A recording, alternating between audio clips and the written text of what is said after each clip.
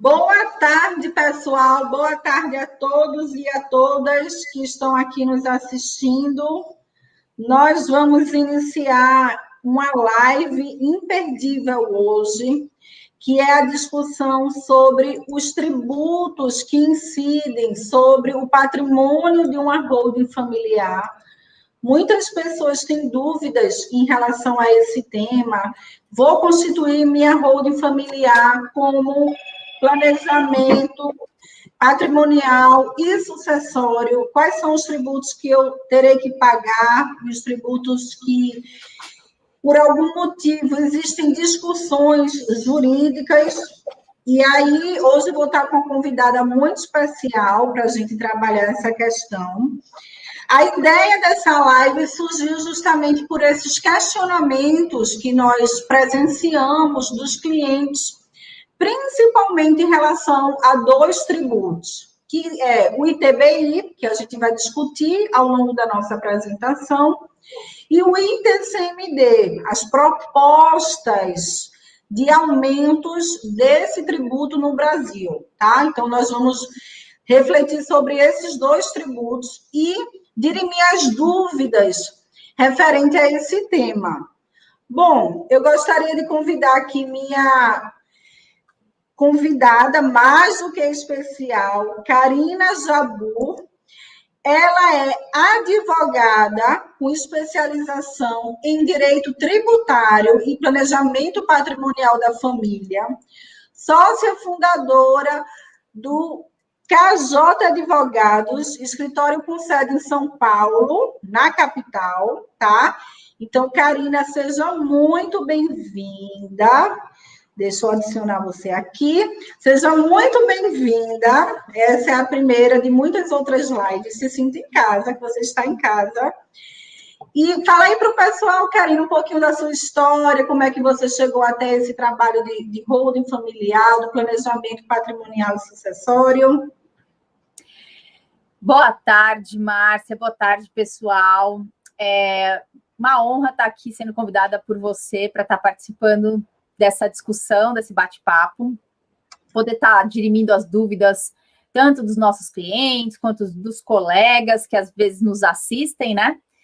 E é isso aí, Márcia. Eu comecei a advocacia na área de direito civil, mas depois, aos pouquinhos, fui me aperfeiçoando, fiz a especialização em direito tributário.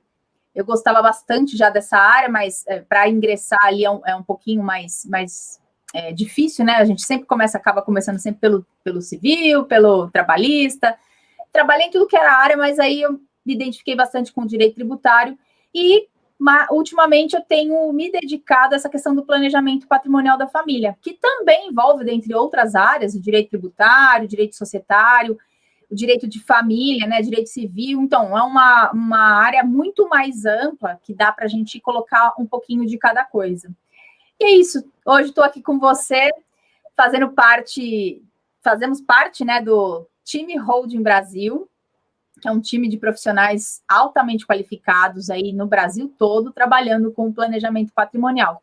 E vamos falar um pouquinho sobre os tributos incidentes sobre o patrimônio, né? Seja bem-vindo, Karina, e muito obrigada pela sua disponibilidade de estar aqui conosco, tá? Vamos começar conversando sobre o ITBI, né? Então, o ITBI, todo mundo já se deparou com ele em algum momento da sua vida, seja na aquisição de um imóvel, né, na transferência, mas o ITBI, ele tem a previsão lá instituída na Constituição Federal, no artigo 156, inciso 2º, e também ele tem uma previsão no Código Tributário Nacional, nos artigos 35 a 42. Então, o ITBI, ele é de competência dos municípios, né? Os municípios, eles precisam de uma lei ordinária para instituir o ITBI. E a Constituição Federal, ela coloca uma imunidade na integralização do capital social. Então, é um estímulo para que as atividades empresariais aconteçam. E aí ela faz como? Ela dá essa imunidade para que a integralização ocorra sem esse ônus adicional do ITBI, que na maioria das cidades, né, a gente tem uma alíquota aí de 3%, né? Qual é o problema do ITBI em relação à holding familiar, né? Inicialmente, assim, antes da gente entrar no ITBI, como Karina falou, né, nós fazemos parte de um time de profissionais de holding familiar, então é importante contextualizar todo mundo que está nos assistindo e que vai nos assistir, né, Karina? Que hoje a gente tem esses times diferentes, sobre o que é holding familiar.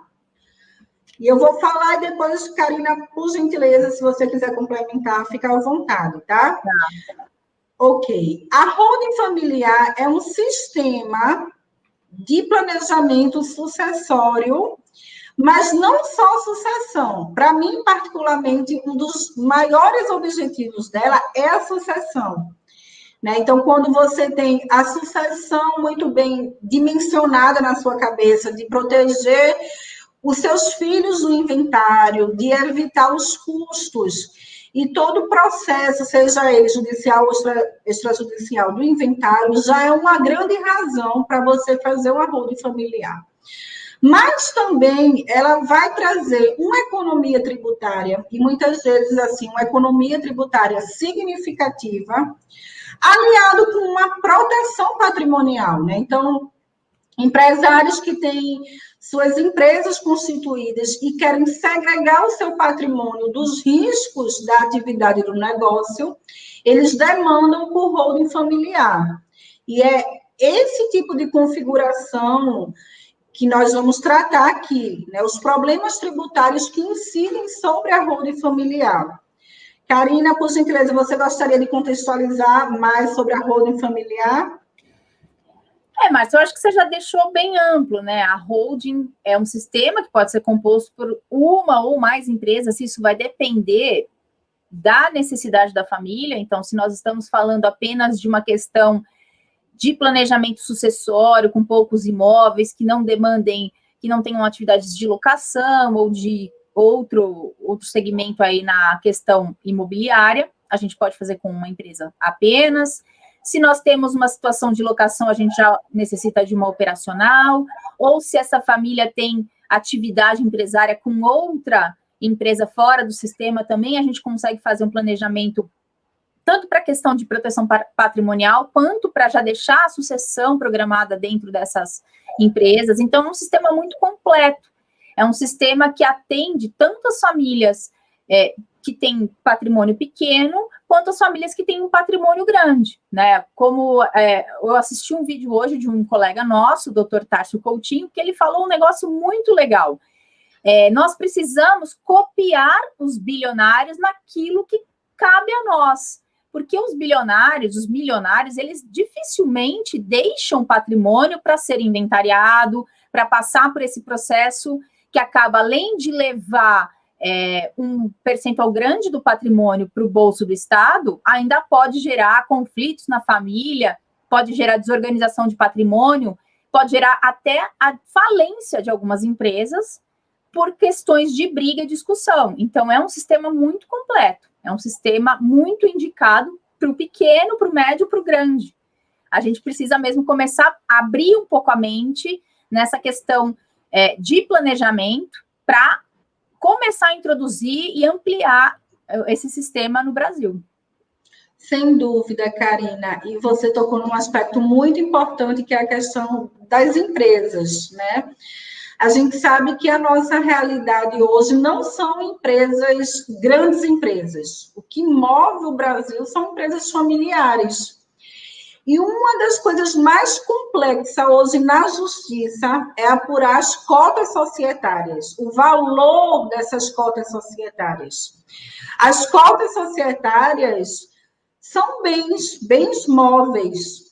Então, de repente, um patriarca que tem cotas na empresa falece, né? Uma empresa familiar, já tem os filhos lá dentro. E o que acontece? Vai para inventário, só que no inventário o juiz, né, apesar de ser uma pessoa super competente, ele não tem um conhecimento técnico específico, e aí ele demanda um perito contador para apurar os haveres. E aí esse perito contador vai ter um trabalhão para tentar remontar as demonstrações contábeis. E tudo isso vai paralisando as atividades empresariais. E se a gente olhar do ponto de vista econômico, isso é um problema para o país como um todo, porque você paralisa as atividades da empresa, você paralisa os empregos diretos que ela gera e as famílias que precisam dessa empresa para sobreviver. Né? Então, Karina falou muito bem, a holding familiar não é para os bilionários, até porque eles já têm esse tipo de planejamento, é para a classe média, para as pessoas que com muito esforço constituíram algum patrimônio. Então, ok, né? Constituímos o nosso patrimônio e a maior parte do patrimônio brasileiro é formado por imóveis. Eu sempre brinco assim, né? Nós somos muito conservadores. Você vê, minha formação é toda em ciências contábeis, né? Karina é advogada, e eu conheço poucas pessoas que investem na Bolsa de Valores. Eu conheço algumas, mas são poucas. A maioria tem imóveis, ainda é uma forma tradicional de acumular patrimônio no Brasil. Vamos constituir a empresa e vamos incorporar esse imóvel para integralizar o capital social. A gente pode integralizar o capital social com dinheiro ou com imóveis. Bom, eu vou pagar ITBI sobre essa integralização? Então, é uma pergunta que muitas pessoas têm dúvidas. E eu queria que Karina Jabbour nos explicasse esse conceito, né? O que é imunidade constitucional, o que é isenção, para que a gente pudesse entender se existe prerrogativa jurídica para esse pagamento ou não. Vamos lá. Então, o que é imunidade, o que é isenção? Muitas pessoas acabam confundindo por serem conceitos parecidos, mas eles têm uma essência bastante diferente, que é o posicionamento. Eu digo assim, o posicionamento. Por quê? A imunidade, ela é uma regra, uma norma, digamos assim, uma norma negativa que está prevista na Constituição Federal. E o que ela prevê? Ela prevê fatos, situações fáticas, onde não pode ocorrer a tributação. Então, estando essa situação fática ali dentro da Constituição, a gente fala que é imunidade. E aí, a maioria das imunidades, elas acabam sendo repetidas nas leis infraconstitucionais, nas leis da União, nas leis dos estados e dos municípios. Às vezes o texto até é idêntico, eles colocam nas suas legislações próprias relativas àquele tributo específico. E aí a gente fala da isenção. A isenção é justamente essa norma negativa mais prevista nas leis infraconstitucionais, nas leis da União, dos estados e dos municípios. Então, quando a gente tem uma previsão na Constituição, a gente fala de imunidade. Quando a gente tem essa previsão abaixo, né, em leis infraconstitucionais, a gente fala que é isenção.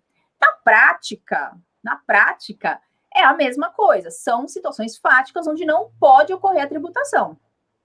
E aí, especificamente em relação ao ITBI, e o que é ITBI, né? ITBI é o Imposto sobre Transmissão de Bens Imóveis.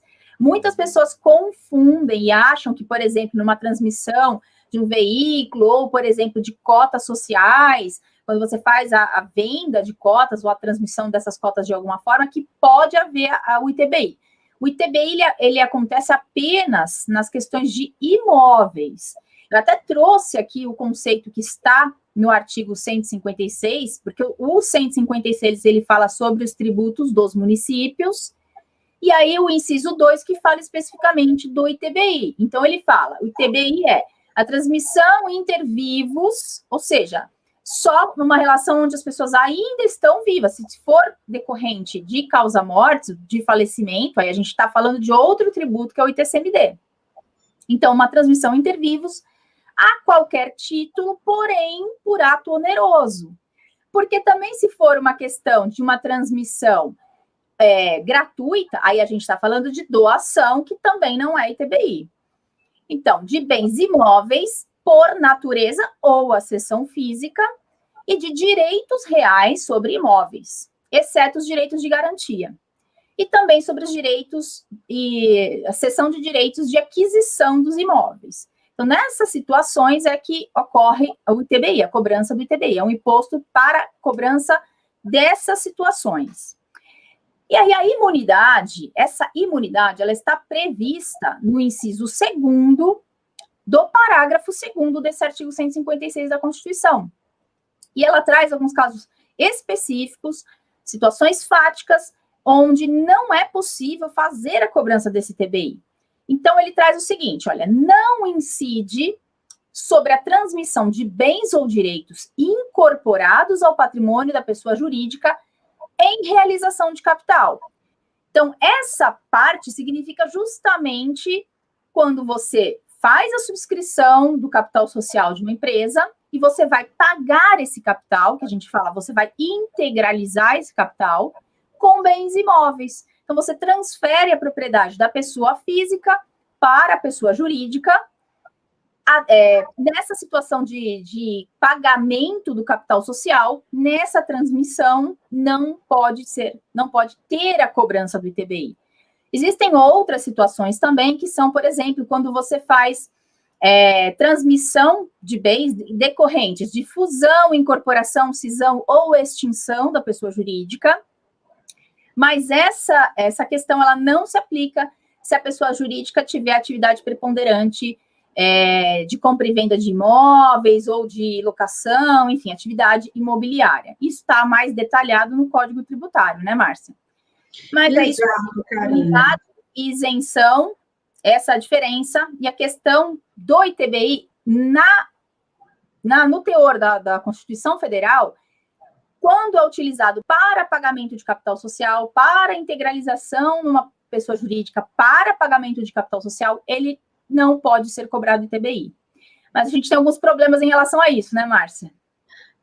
Exatamente, Karina. Que aula a Karina está nos dando, né, sobre essa questão, porque são conceitos que, às vezes, a gente se perde, imunidade, isenção. Qual é o problema do ITBI para as holdings familiares, que está acontecendo, infelizmente, em muitos municípios aqui do Brasil, né? Inclusive no município de Recife, do qual eu faço parte. O problema é que os municípios, eles estão considerando a imunidade pelo valor subscrito do capital social. Então, se eu subscrever lá o meu capital social pelo valor da declaração do imposto de renda, conforme demanda o artigo 142 do regulamento do imposto de renda. Então, o que é que esse artigo 142 fala? Que cabe à pessoa física transferir os imóveis ou pelo valor declarado no seu imposto de renda ou pelo valor de mercado. É uma opção, né? É claro que a maioria das pessoas decidem pelo valor do imposto de renda para não incidência do ganho de capital. Então, o que as prefeituras estão interpretando? Se eu integralizo um bem imóvel por R$300 mil, que é o valor que está declarado no meu imposto de renda, mas esse imóvel ele está avaliado a mercado por R$1 milhão, as prefeituras entendem que a imunidade acontece sobre os 300 mil, e em relação à diferença do valor que foi subscrito e o valor de mercado, que no caso aí daria R$700 mil de diferença, incidiria o ITBI. No meu caso, né, assim, infelizmente Pernambuco foi eleito, Karina, como um dos piores estados para se fazer negócio do Brasil. Porque aqui, voltando para o município, né? Em Recife, a gente tem a lei ordinária que vai tratar das questões tributárias da cidade, que é a 15563, que ele fala no artigo 45 que o imposto não incide sobre A transmissão dos bens imóveis ou direitos incorporados ao patrimônio de pessoa jurídica em realização de capital, mas foi instituído na lei ordinária, em 2016, no parágrafo único, que haverá incidência do imposto sobre o valor de avaliação de bens e direitos transmitidos que vier a exceder aquele expressamente mencionado no ato de incorporação ao patrimônio da pessoa jurídica. Então, hoje tem previsão legal, né, desde 2016, aliás. E aí os municípios se usam muito do caso de repercussão geral que foi julgado pelo STF, né? Então, esse é o grande problema hoje da holding familiar. Incide em TBI? Não incide em TBI. Então, eu queria pedir para você, Karina, fazer um pouco dessa contextualização do STF e dar a sua opinião profissional sobre essa incidência tributária. Bom, o que aconteceu, né? O que fala esse tema de repercussão geral? A gente está falando do tema 796 de repercussão geral.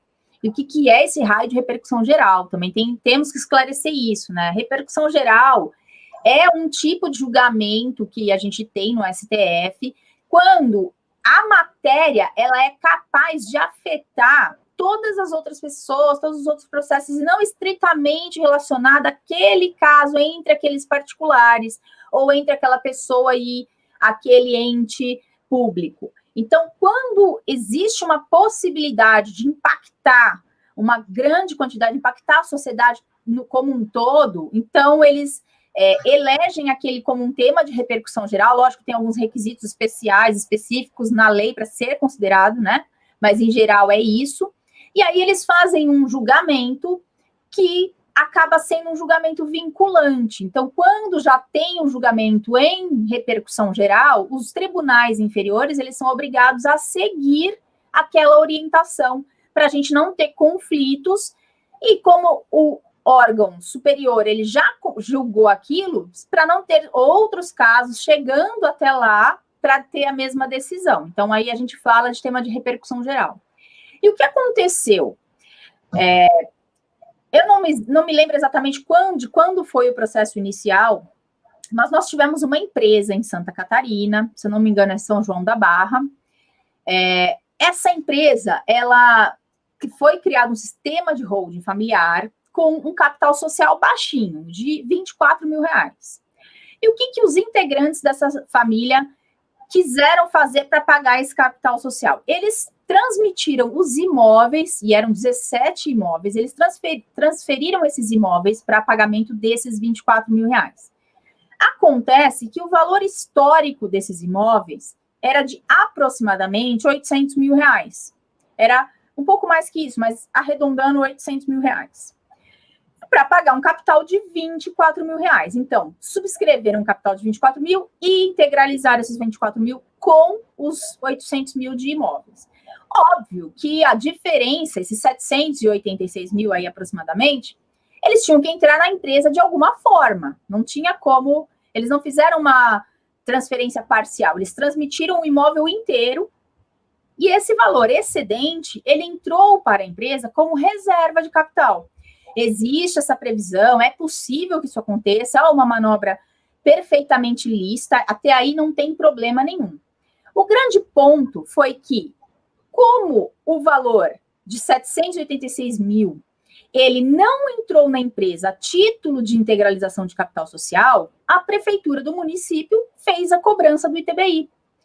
E fez a cobrança de forma correta, porque a imunidade que está na Constituição, ela é clara, você tem imunidade para aquele valor que é utilizado para incorporar, integralizar o capital social da empresa. Se você coloca patrimônio na empresa, imobilizado, patrimônio imóvel, né? De outra forma, que não por integralização de capital, você sim precisa pagar o ITBI. E aí teve uma discussão, isso foi até o STF, entre ganhar e perder em primeira e segunda instância, enfim, chegou no STF, e isso foi julgado em agosto do ano passado. Então, é um tema bem fresco, né, bem recente, mas está gerando uma grande polêmica, grande discussão. E o que foi que o STF entendeu? Eu até coloquei aqui o texto, um trechinho, né, que é o trechinho que gera a polêmica. O STF entendeu o seguinte, olha, a imunidade não alcança o valor dos bens que exceder do limite do capital social a ser integralizado. Então, ele quis dizer o que ele quis dizer com isso? Vamos voltar no exemplo dessa empresa de Santa Catarina. Ela tinha R$24 mil que foi pago através de integralização de capital. Porém, o valor que foi colocado pelos sócios dentro da empresa foi maior que R$24 mil. Ou seja, foi aproximadamente 800 mil. Teve um excedente de 786 mil que entrou como reserva de capital. Esse excedente, ele não está acobertado. Foi isso que o STF definiu. Esse excedente não está cobertado pela imunidade e, portanto, estava correta a cobrança realizada pela prefeitura do município. Mas, como o Brasil é Brasil, né? O que a gente tem aqui? Todo mundo fazendo aquele jeitinho para fazer uma cobrança indevida e ilegal. E o que as prefeituras estão fazendo? Um entendimento totalmente fora do contexto, totalmente absurdo e que não, em nenhum momento isso foi discutido dentro do processo. As prefeituras estão entendendo o seguinte, como a Márcia mesmo pontuou inicialmente, existe uma previsão no artigo 142 da Lei 9.580 de 2018, que é o nosso regulamento de imposto de renda, que diz o seguinte, o contribuinte, ele tem a opção de transferir, né, de integralizar o capital, ou pelo valor histórico, que é aquele valor que consta na sua declaração de imposto de renda, que normalmente é o valor que as pessoas, pelo qual as pessoas compraram. É muito difícil no Brasil, às vezes as pessoas nem sabem que elas podem fazer certas atualizações no imposto de renda, né, Márcia? Mas existem formas de se fazer isso, você pode fazer esse tipo de atualização, mas as pessoas normalmente não fazem. E você pode utilizar esse valor do imposto de renda, ou você pode utilizar o valor venal, que é o valor de mercado. É uma opção sua. Se você utilizar pelo valor do imposto de renda, você não vai pagar ganho de capital nessa transferência. Se você utilizar, você paga o ganho de capital nesse momento. Isso é uma norma já prevendo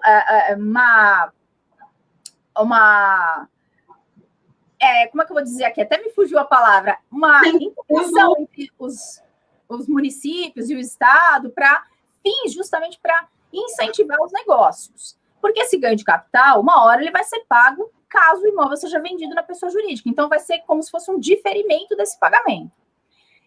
E aí, o que acontece? As prefeituras estão cobrando essa diferença, não pelo capital excedente que entra na empresa e que excede ao valor integralizado, mas sobre o valor que ela entende que é o valor de atualização. Então, por exemplo, a Márcia mencionou aí, você tem um imóvel de R$300 mil na sua declaração de imposto de renda, como existe uma previsão legal, você vai colocar ele na empresa pelos R$300 mil, então você fala, eu tenho um capital social de R$300 mil e vou pagar este capital com um imóvel. Ótimo, pelo mesmo valor que está na sua declaração. Aí vem a prefeitura e fala assim, mas o seu imóvel não vale R$300 mil. O seu imóvel vale R$1 milhão. Então, eu vou te cobrar o ITBI sobre essa diferença. Mas, em princípio, você não colocou R$1 milhão na empresa, você colocou R$300 mil. É diferente da situação da empresa de Santa Catarina, onde eles efetivamente colocaram mais dinheiro do que apenas o capital social. E aí existia, como esse dinheiro da empresa entrou por outra questão que não integralização, havia possibilidade de cobrança. E as prefeituras ficaram loucas e começaram a fazer esse tipo de cobrança, que, a meu ver, fere um direito líquido e certo do contribuinte de integralizar o capital pelo valor constante da sua declaração de imposto de renda e de manter a imunidade. É totalmente diferente a situação. Tanto assim, Márcia, que a gente tem visto muitas decisões aqui no Tribunal de Justiça de São Paulo, também no Tribunal de Justiça de Mato Grosso do Sul, rechaçando e derrubando essas cobranças das prefeituras, né? A gente tem visto muitos mandados de segurança para derrubar essa cobrança que é totalmente contrária ao entendimento do STF. Eu, particularmente, entendo também dessa forma. Essa cobrança não tem base legal, não tem base constitucional. Inclusive, Márcia, ouso dizer que a lei do município de Recife é inconstitucional.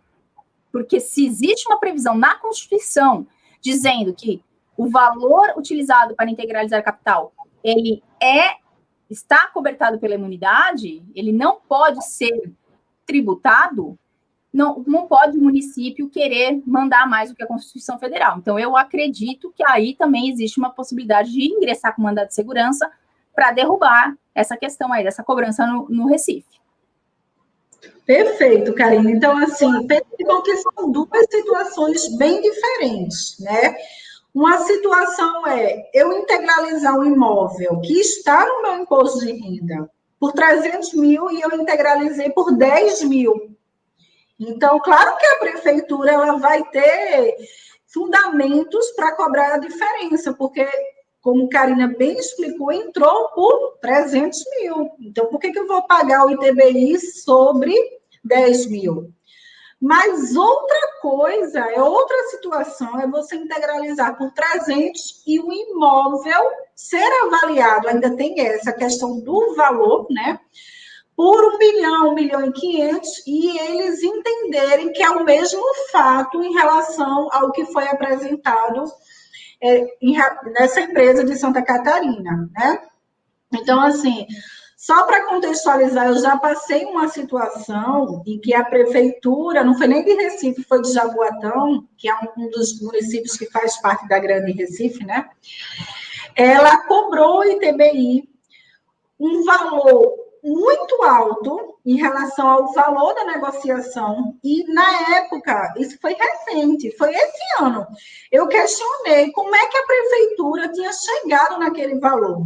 E a resposta que eu recebi foi que era um valor estatístico, feito com algumas premissas que o sistema alimentava e que chegava naquele valor, que era infinitamente maior do que o valor transacionado. Então, além dessa questão da inconstitucionalidade, a gente tem a questão do valor. Qual é o valor? Eles estão cobrando o percentual em cima de que valor? Porque eles não podem ter um critério arbitrário para estabelecer o valor dos imóveis, né? Mas eu quero saber o seguinte, né? A maioria das prefeituras estão cobrando o ITBI. Qual é o procedimento jurídico, né? Depois a gente pode tratar algum procedimento societário, mas juridicamente, eu vou integralizar um imóvel na minha empresa, chego na prefeitura, a prefeitura fala, não, você está integralizando pelo imposto de renda e o valor venal, como eles chamam, é de X, eu quero a diferença. Inclusive, eu já escutei de um procurador falando assim, se você não quiser pagar, pague os 15% de ganho de capital. Ele falou claramente para mim, ou você paga 3, ou você paga 15, você escolhe, né? Enfim, como é que eu posso recorrer juridicamente em relação a essa questão, de forma também a agilizar o processo de resolução do contribuinte, porque ele quer fazer sua holding familiar, ele quer fazer seu planejamento sucessório. Como é que a gente pode agir nesse sentido, Karina? Olha só, Márcia, para agilizar, eu entendo que a melhor forma realmente é utilizar o mandado de segurança. Tá? O mandado de segurança, ele é um processo que acaba sendo de uma resolução rápida, justamente porque nós não temos dilação probatória, ou seja, a gente não tem discussão, você tem que entrar já com aquelas provas que você precisa para definir o seu direito, abre a possibilidade da parte contrária se manifestar, não tem audiência, não tem esse tipo de enrolação que num processo normal existe. Então, é um processo que anda mais rápido. E se você quiser e tiver a condição para agilizar mais ainda, Uma opção é entrar com o mandado de segurança e fazendo o depósito daquele valor que está sendo exigido. Por que fazer dessa forma? Porque pelo menos você deixa aquela situação garantida e você vai obter a liminar de qualquer jeito, porque o valor está garantido, você segue com o teu processo administrativo para poder fazer a transferência, etc. E se eventualmente acontecer de você perder na primeira e segunda instância, que eu acredito que não aconteça, mas se eventualmente você perder, você também não vai pagar juros nesse período em que o valor, em que estava tramitando o processo. Porque se você tiver uma cobrança, que tem lá a sua data de vencimento, você entra com mandado de segurança, obtém uma liminar e não deposita, se essa liminar for cassada futuramente, o município ele pode te cobrar o período todo. Ficou 6 meses, sei lá, julgando esse mandado de segurança. Então, ele pode te cobrar essa diferença, esse valor corrigido por esses 6 meses. Se você depositar, além de você obter a liminar sem sombra de dúvidas, porque o valor está garantido, você ainda não tem essa questão de ter a cobrança de encargos moratórios por causa do tempo que ficou em aberto o valor.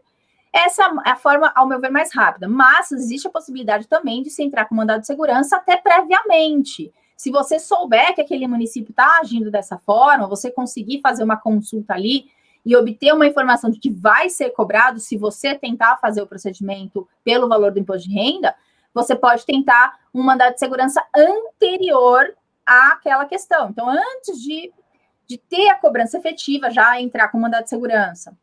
A questão administrativa eu acho que é meio complicada e você provavelmente não vai conseguir, tá? Porque é o próprio órgão que julga aquilo e eles não vão nesse período. No entendimento. Você vai perder tempo, né? Fora isso, a gente poderia utilizar a ação de repetição de indébito, que é quando você já paga. Então, eu não quero pagar e depois eu brigo. Também existe essa possibilidade.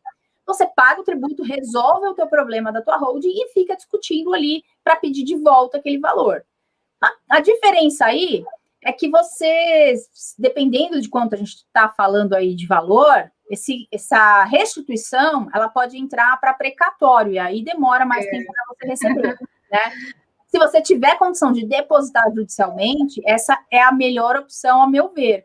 E através de um mandado de segurança, inclusive porque a gente também não precisa pagar sucumbência. O que é sucumbência? Aqueles honorários e custas, né, na perda do processo. Você paga as custas só para entrar, mas você não paga os honorários da parte contrária, que isso é que acaba pesando no processo judicial, né? O mandado de segurança não tem isso.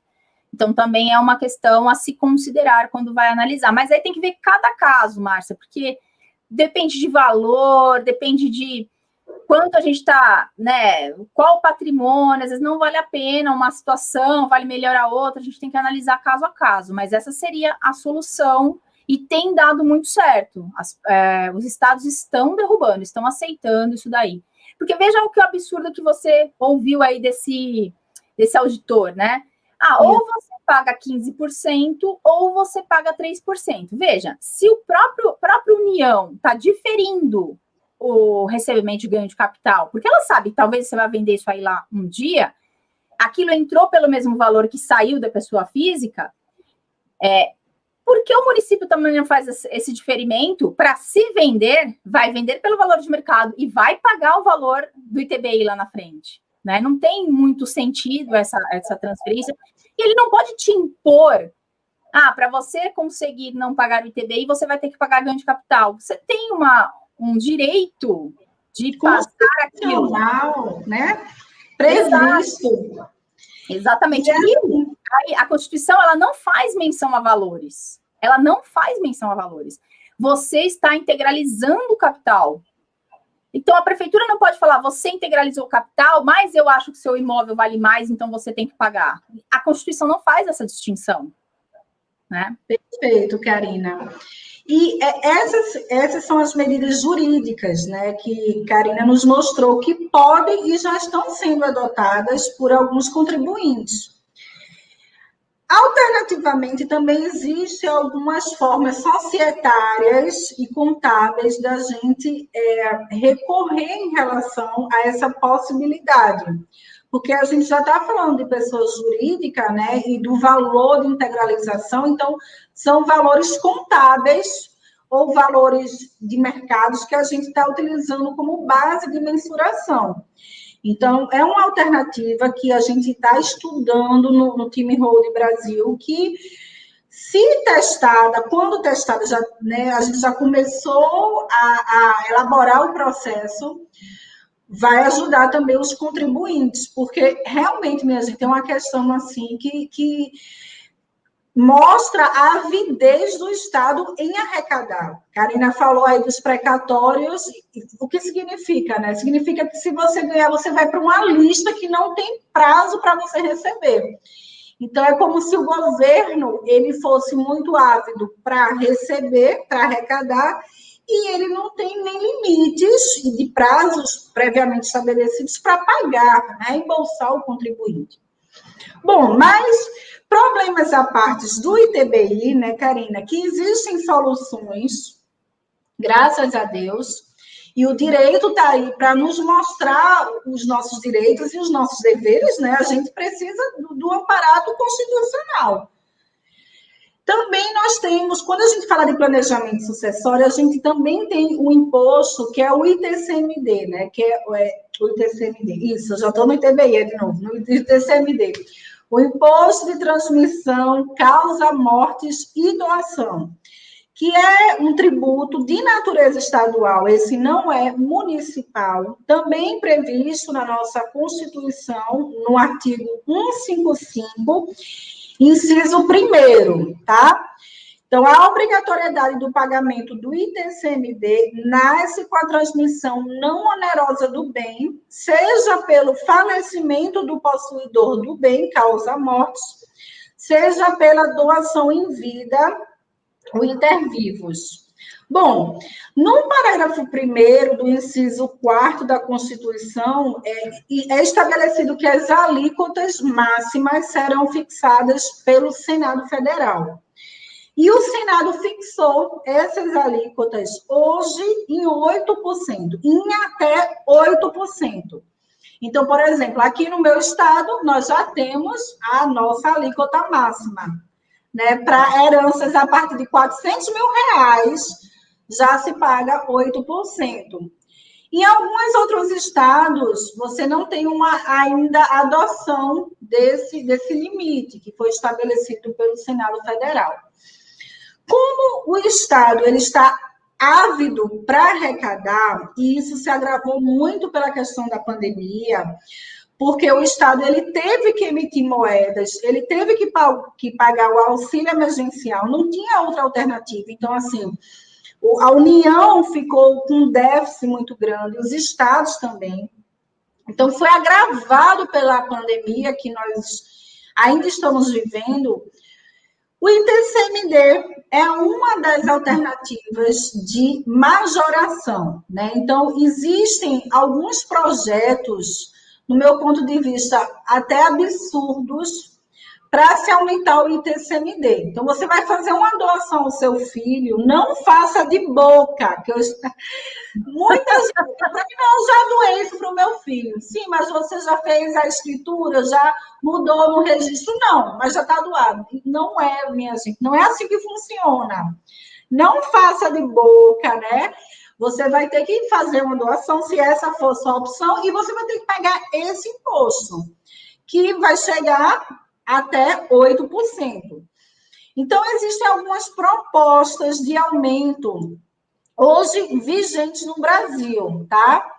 Eu queria que Karina falasse um pouquinho do PL 250, né, que é o projeto de lei do Estado de São Paulo, para aumentar esse tributo, e depois a gente fala um pouquinho sobre a PEC, que já está no Senado Federal desde 2016. Tá. Pois é, como a Márcia mencionou, a alíquota do ITCMD ela é definida pelo Senado Federal e foi fixada em 8%. A maioria dos estados brasileiros hoje, né, depois lá da crise de 2015, a maioria dos estados já alterou as suas leis para elevar a alíquota até 8%. Como a Márcia mencionou, em Pernambuco já é cobrada a alíquota de 8%, e isso aí depende do valor do patrimônio que está sendo herdado ou doado. Porém, aqui em São Paulo, nós ainda não temos a alíquota máxima. Aliás, a gente só tem uma alíquota.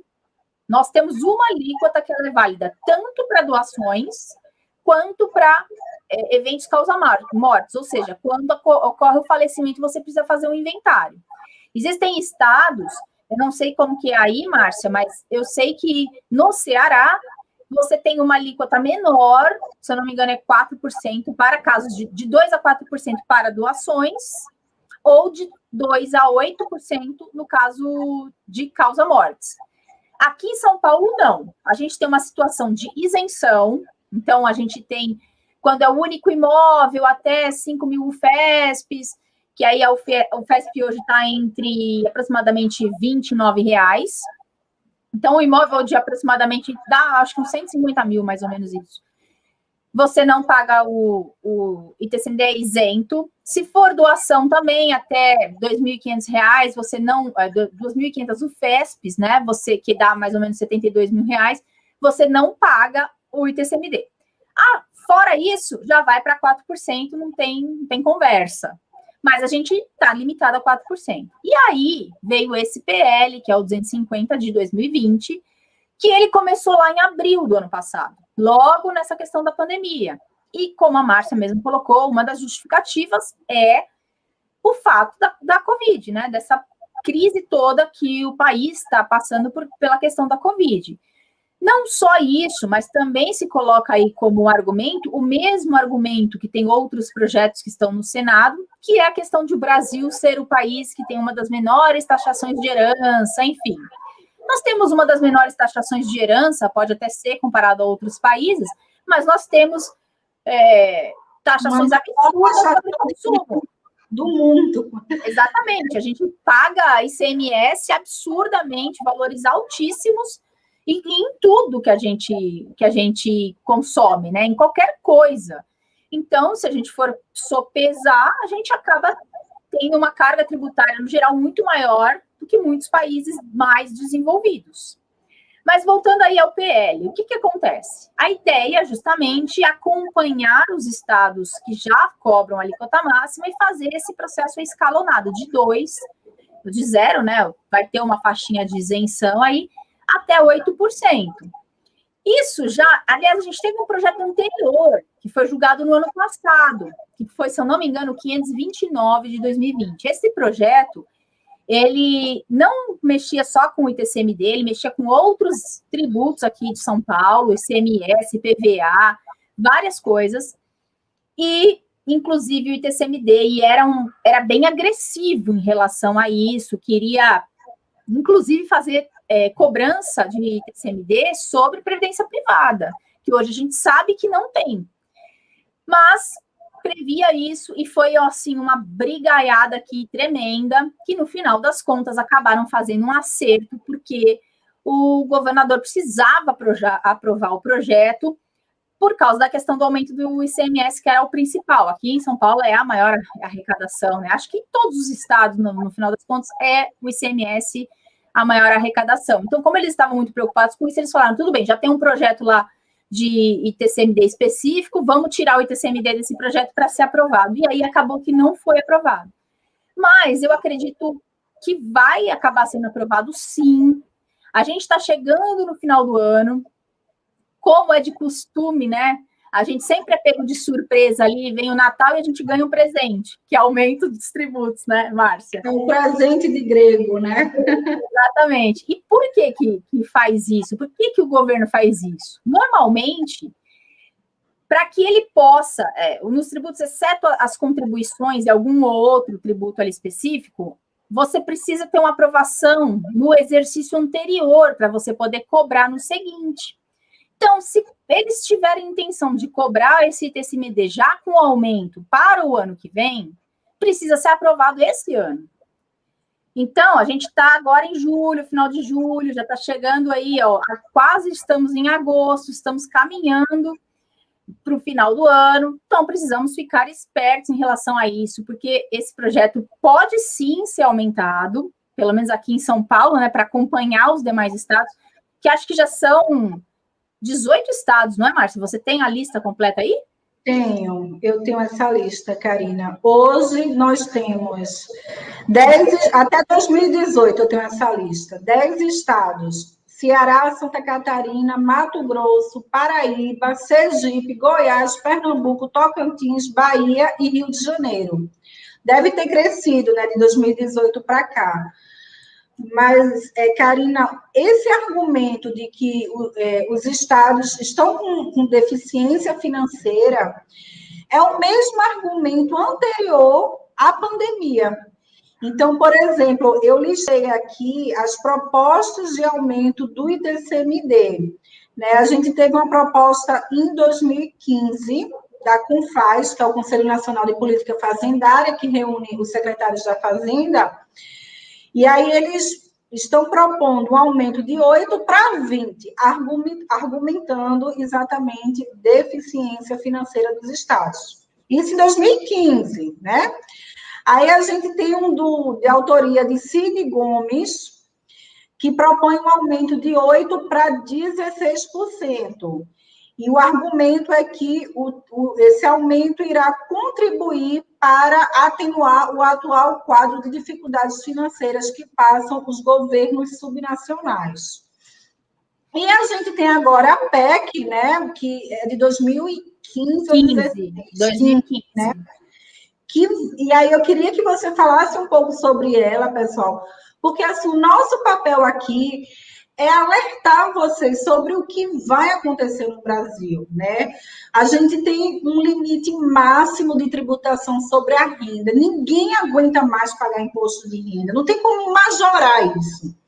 O governo ele vem com as prerrogativas de querer taxar dividendos, de tributar, aumentar a tributação na pessoa jurídica, mas assim são ideias muito difíceis de serem aprovadas, porque em relação à renda, a gente já é muito tributado no Brasil. Então, se não tem como aumentar os tributos sobre a renda, os tributos sobre o patrimônio, eles estão na vitrine de primeira categoria. É onde poderia ser alcançado e não geraria uma reação social muito grande, né? Porque quando você fala assim, eu estava até conversando com Karina, vamos tributar os dividendos. Quem é que vai querer ter empresa no Brasil? Qual é o incentivo que você está oferecendo aos empresários para ter empresa, gerar renda, gerar emprego, se você vai tributar o resultado dessa empresa, que, aliás, já foi tributado na pessoa jurídica, né? Diga-se de passagem. Então...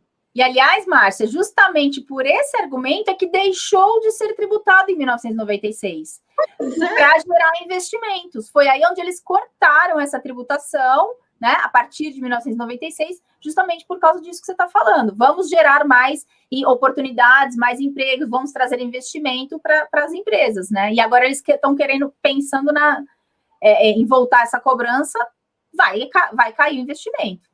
E aí o que vai restar são os tributos sobre o patrimônio, dentre eles o ITCMD. Então, Karina, por favor, o nosso trabalho aqui é de gerar conhecimento. Então, fale para as pessoas que estão nos assistindo, que vão assistir posteriormente, né, nas suas redes sociais. Inclusive, eu queria que você até divulgasse aqui o seu Instagram, o seu Facebook, o seu canal do YouTube, em relação ao que pode acontecer, o que é essa PEC, né, a proposta de emenda à Constituição, e qual é a proposta que ela tem de majoração do ITCMD no Brasil. Gente, essa proposta ela é bem preocupante, como a Márcia falou, temos uma tendência no país a mudar o foco. Tributar a renda, você pega todo mundo. Quando você fala em tributação de patrimônio, você pega uma boa parte da população, mas a ideia que a sociedade geral tem é que os mais ricos serão mais prejudicados. Embora isso, a meu ver, não é o que vai acontecer na prática. Porque uma coisa é você tributar numa alíquota muito alta quem tem um patrimônio pequeno, que vai ter uma perda muito grande, porque aquele é o único patrimônio que ele tem. que você tributar, ainda que numa alíquota maior, quem tem muita coisa. Quem tem muita coisa vai perder bastante? Vai perder bastante, mas não vai falir. Mas se você for tributar a uma alíquota muito alta, quem tem um patrimônio pequeno, você pode sim acabar com aquele patrimônio, né? Você pode colocar a família numa situação muito complicada de talvez ela não conseguir comprar um outro imóvel na mesma região, enfim, na mesma situação, no mesmo lugar onde ela mora. E aí essa PEC, qual é a ideia dessa PEC? A ideia é gerar um adicional ao ITCMD. E como que é esse adicional? Esse adicional ele não vai para os estados. Você vai ter a alíquota que já existe nos estados. Então, hoje nós temos aqui em São Paulo a alíquota máxima de 4, com a possibilidade grande de chegar a 8. E temos todos os outros estados que a Márcia mencionou, que já cobram 8%.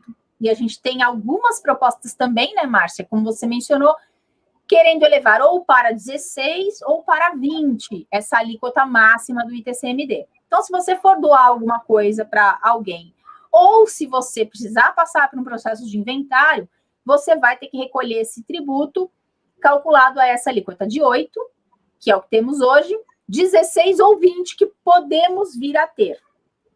E essa PEC, ela prevê um adicional que vai ser calculado também sobre essa questão desse tipo de transmissão, a transmissão gratuita, seja por causa morte ou doação, que pode chegar, ela vai ter alíquotas escalonadas, mas que ela pode chegar a 27,5%.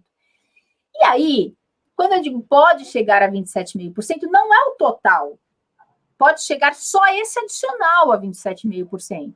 Então, você já tem 8% que pode virar 20%. E aí você vai ter mais 27,5%. Na pior situação, a gente vai ter um cenário de 47,5%.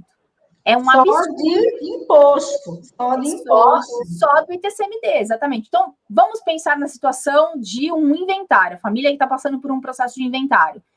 Além disso, além de ITCMD, você vai precisar recolher, você vai precisar pagar emolumentos no cartório para fazer a transmissão do patrimônio, você vai precisar pagar advogados, você vai precisar pagar ou custas processuais, se for via judicial, ou você vai ter que pagar a escritura, né? Eu não sei se o pessoal aqui, se alguém já passou por inventário, se já conheceu alguém, aí até coloca aqui para a gente, vocês já passaram por essa situação? Já viram como é caro um inventário? Então, você imagina agora, em vez de você pagar 8%, que é a situação mais grave que temos hoje no Brasil, você pagar 47,5%. Você está dando quase 50% do teu patrimônio para o Estado, que é um ente que não te ajudou em nada na aquisição desse patrimônio e na construção disso. Então, por isso eu mencionei. Se você estiver falando de uma família... gestor, desculpe interromper, Karina, assim, o Estado é um péssimo gestor, né? Porque assim, essa explicação, não, eu preciso arrecadar mais porque eu vou fazer uma distribuição maior. Esse fundamento não cola. O Estado, ele não é um bom gestor. E eu só queria mencionar que eu acho que é importante nós, né, cidadãos, conhecermos quem emite essas propostas, inclusive é do meu Estado. E eu gostaria de mencionar o nome do senador, que é o senador Fernando Bezerra Coelho, do PSB aqui de Pernambuco, entendeu? Porque, pessoal, o que a gente está falando para vocês é que a gente vai trabalhar a vida inteira e, no final das contas, o Estado pode se apropriar de muito mais de 50% do seu patrimônio, porque não é só o imposto, né? Tem outros gastos cartoriais, advogados e etc., que são associados a isso. Então, o momento de você pensar no planejamento patrimonial e sucessório é hoje, a questão realmente é urgente, porque, assim, causa muito espanto a forma como o Estado ele vai reverter essa situação da pandemia, e quem vai pagar a conta é o cidadão. E não pense que são as pessoas que têm mais patrimônio. Não são. No final, é a classe média que vai arcar com todo esse problema que, infelizmente, nós tivemos, né? O mundo inteiro teve, mas que os estados já eram deficientes antes da pandemia. Agora a situação piorou. Exato. Até porque, né, Márcia, os que possuem grandes fortunas já têm seus sistemas de planejamento patrimonial. Eles não estão preocupados com isso porque já tem tudo organizado. Então, eles sabem que numa situação de um inventário, não vão precisar passar por esse processo. Não vão ter que deixar. Já estão com tudo organizado, nem vão ser afetados por esse aumento de alíquota, né? E como a gente falou, isso, né, Karina? Essas pessoas que têm muito patrimônio colocam dinheiro em outros países, em paraísos fiscais. Então, são sistemas muito sofisticados. Por isso que a grande desvantagem de tudo isso é a questão de fuga de capital, né? Porque você vai tributar dividendos no Brasil, você vai aumentar o ITCMD. Quem é que vai ficar no Brasil? A questão é essa, quem vai gerar emprego nesse país, né? Exatamente. E a gente nem está falando de criar um sistema assim tão sofisticado para a família brasileira. A gente está falando para a grande massa, né? Que é a classe média, que é o público que a gente tenta chegar, tenta atingir, porque esse público é o que mais precisa desse tipo de sistema, não sabe que esse tipo de sistema existe. Ontem mesmo eu estava respondendo um comentário que fizeram num vídeo meu lá no Instagram, mencionando sobre, eu consigo resolver esse problema com uma doação. Meu pai, quando ele estava vivo, ele fez a doação de todos os bens dele para os filhos, e quando o meu pai faleceu, a gente não precisou pagar nada. O que essa pessoa não sabe é que o pai dela precisou pagar, é que ele não teve nenhuma vantagem econômica nesse pagamento, porque através do planejamento nós conseguimos reduzir esses custos. E ela falou, então eu vou fazer a mesma coisa com o meu filho. Eu vou fazer a doação de tudo que eu tenho e vou manter o usufruto, e quando eu falecer, ele não vai precisar pagar nada. Realmente, ela vai conseguir evitar o inventário dessa forma? Vai, mas também ela vai ficar despida de todo o patrimônio que ela tem. E não é esse o objetivo que a gente busca quando a gente faz o sistema de planejamento por holding familiar, né, Márcia? A gente consegue manter o pai e a mãe que realmente lutaram e constituíram aquele patrimônio na administração de tudo que eles têm até o último dia. Depois os filhos vão receber, não vão precisar pagar nada, mas é uma forma mais eficiente, inclusive com redução de tributos, né? Exatamente. Fazer doação é muito caro no Brasil, né, Karina? Porque você vai ser enquadrado nessa mesma situação do ITCMD que a gente está mencionando, e não vai ter formas de planejamento tributário para você. Vai ser aquela base que não é a sua declaração de imposto de renda, é a base de mercado, e você vai ter que pagar. E aí sim você vai ter que aceitar o valor da prefeitura, né, Márcia? Sem discutir, porque se você discutir, você não consegue tirar cartório, você não faz a certidão, o processo para. Eles vinculam tudo isso, né? E quando que na holding familiar nós temos estratégias de planejamento tributário para reduzir, não a alíquota, mas a base de cálculo. Quando você reduz a base, você reduz a alíquota também. Então, a doação, apesar de parecer um instrumento assim mais fácil, né, Karina, para as pessoas, não é a estratégia mais inteligente do ponto de vista do planejamento sucessório e patrimonial. Karina, eu gostaria de te pedir para fazer as considerações finais. Qual é a mensagem que você deixa para as pessoas que estão nos escutando e que vão nos escutar em relação aos tributos que incidem sobre a holding familiar? O momento é agora, as coisas vão piorar. Enfim, o que é que você deixa de mensagem, de lição para a gente? Olha só, essa pandemia toda nos ensinou muitas coisas, né, Márcia? Que a gente sabe que que um dia não estaremos mais aqui, todos sabemos. Mas a gente tem aquela esperança de que isso vai demorar, de que isso vai ser quando você estiver velhinho, que você vai ver netos, talvez até bisnetos, mas a gente não sabe. A exemplo do que aconteceu nessa pandemia, que eu nunca imaginei passar por isso na minha vida, nós vimos pessoas de todas as idades aí sendo pegas de surpresa, famílias passando por situações complicadíssimas, inclusive financeiramente, por causa dessa situação inesperada. Então, que vai haver aumento, a gente não tem dúvidas. Eu só não posso te afirmar que isso vai ser amanhã, que isso vai ser até o final desse ano, não sei. Muito provavelmente, aqui em São Paulo, eu estou acreditando sim que até o final do ano nós vamos ter uma alteração dessa alíquota. Mas a gente precisa abrir a mente. Nós temos uma população brasileira com uma construção patrimonial muito nova. Se você for pensar, a não ser famílias que já são famílias abastadas, mas pensa na classe média, pensa nos teus pais, nos teus avós. Os teus avós ou bisavós já tinham patrimônio que foi passando de geração em geração? A gente tem, assim, normalmente são no máximo os avós, daí os nossos pais, que são pessoas que têm patrimônio para se passar para a geração futura. E se a gente for deixar isso para inventário, esses bens que estão sendo adquiridos agora, eles vão durar no máximo 2 gerações. Com essa carga tributária incidente, a gente não vai conseguir levar esse patrimônio 2 gerações para frente.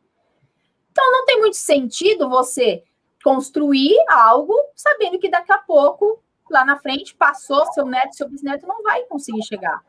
Então, a hora é agora sim, a gente tem que abrir a mente, a gente tem que perceber que não basta colocar todo o patrimônio na pessoa física, porque além de você colocar isso em risco, talvez por causa de alguma dívida, uma família que exerce atividade também, que pode ter risco na empresa, enfim, você tem que gerar um legado.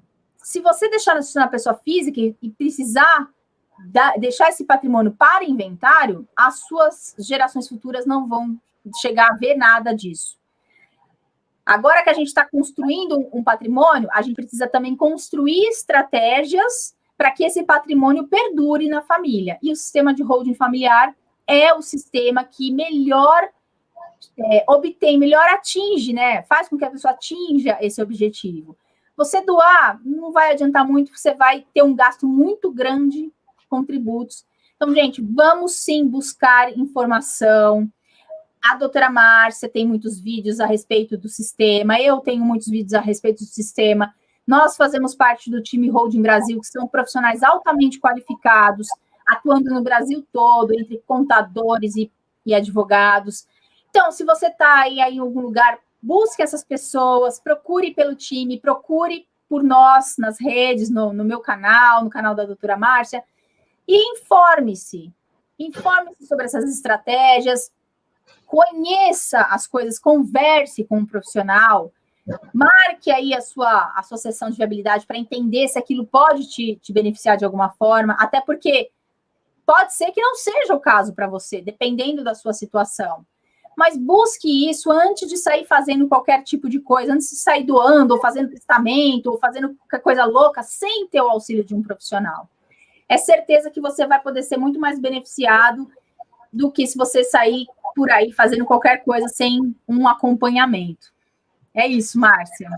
Perfeito, Karina. Muitíssimo obrigada. Assim, sua contribuição gerou um valor imensurável, né? A gente gosta de usar essa palavra na contabilidade, mas, assim, foi uma contribuição muito boa. Eu tenho certeza que quem está nos assistindo vai entender o que está acontecendo em termos de tributação e os riscos, né, que estão acontecendo no Brasil.